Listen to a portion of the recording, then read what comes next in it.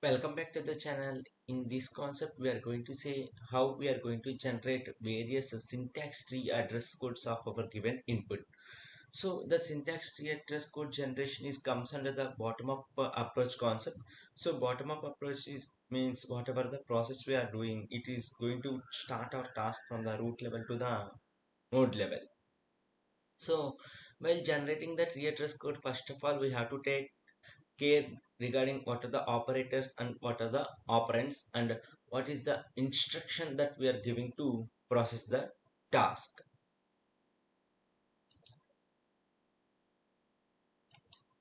So here, to perform this operation, we have to know the few things, like we have to know different data structures, and we have to know regarding what are the different tree address code we are converting. Means here we are converting the concept of quadruples, triples and indirect triples. So in, in the concept of quadruples, triples and indirect triples, the construction will be quite more 60% similar to each other, but there is a less comparison among each of them, and there are advantage compared to quadruples. Triples is more advantage one compared to triples. Indirect triples is more advantage one for processing the task. So now let us see with an example how quadruples is constructed with an given input, how triples will be constructed, and how indirect triples is constructed. So first of all, while constructing quadruples, triples, indirect triples, first of all we have to construct a tree address code of our given grammar. We have to construct tree address code. So to construct a tree address code, let us take an example. Here I am taking an example: a is equal to minus b into c plus d. So here, to process this task in this example, first of all I am taking the temporary variables. Okay, first of all, see the values which are present in the right hand side. First value is minus b. So I am storing minus b in t1 variable. Okay, I am storing minus b in t1. Next, C plus D is complete one term. Why? Because I have represented C plus D in braces. Okay, brackets I have represented C plus D. So I am taking T2 as C plus D. There is no rule that you have to write a T1, T2. You can write M1, M2, L1, F2. Whatever the variable you want, you can represent. But wherever you want to represent, for example, here I have represented C plus D in T2. In future, if I want to write C plus D, I have to write T2 variable only. In same manner, if you written f2 there, wherever you want to represent c plus d, you have to write f2 only, isn't it? We have to remember that thing. Next, t3. Next, I have written minus b completed in t1. C plus d is written in t2.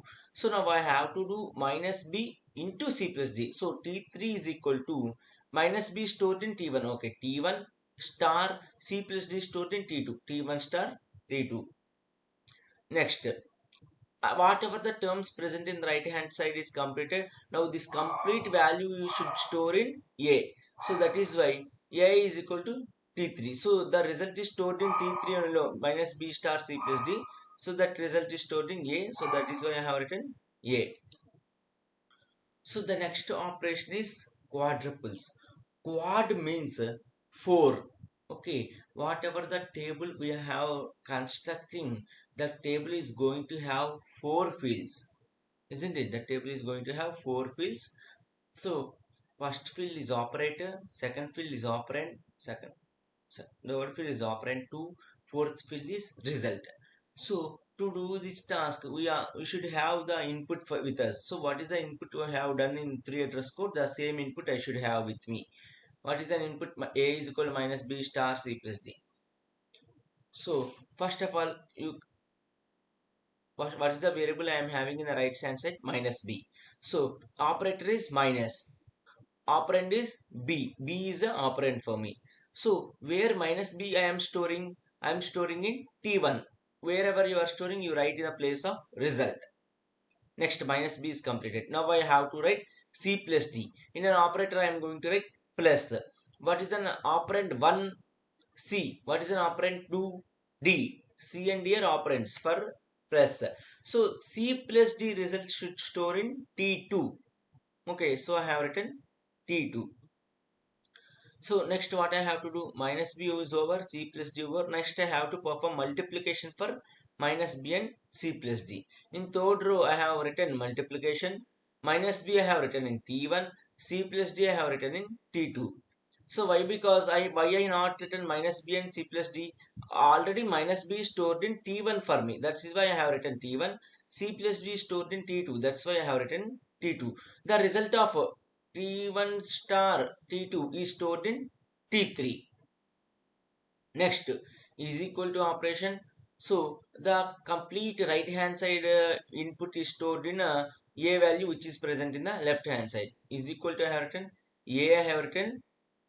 So the complete our result of this is stored in T3. So in this manner, we have to perform quadruples concept. So the main important thing you have to remember in quadruples is having four values, means four fields in a table. Okay.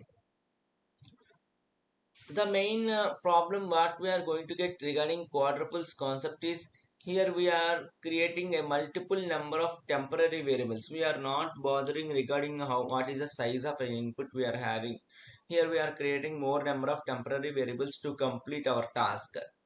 So by creating multiple number of temporary variables, the time taken for execution also will be very more, isn't it? Execution time will be very more. These are the problems that we are going to get regarding the concept of quadruples. So to overcome the concept, we are moving to the concept of triples. Okay, the term triples itself indicating that triples is going to have three columns in a, we are going to have three columns. First column is operator, second column is operand 1, third column is operand 2. So the problem in quadruples is we are creating temporary variables so that the time taken for execution will be very more. So that is why I am eliminating the concept of temporary variables here. Okay. So what is an operator here? Minus. So I have written minus. Value is b. I have written b. So next one is c plus d. So plus is an operator and c and d are operands. So next I am performing multiplication minus b and c plus d. So that is why I have in operator I have written star. Minus b is stored in 1. Why I have written in 1? In a line row number 1 I have minus b operation is performed. That is why I have written 1. C plus d is performed in 2. So that is why I have written 2 here.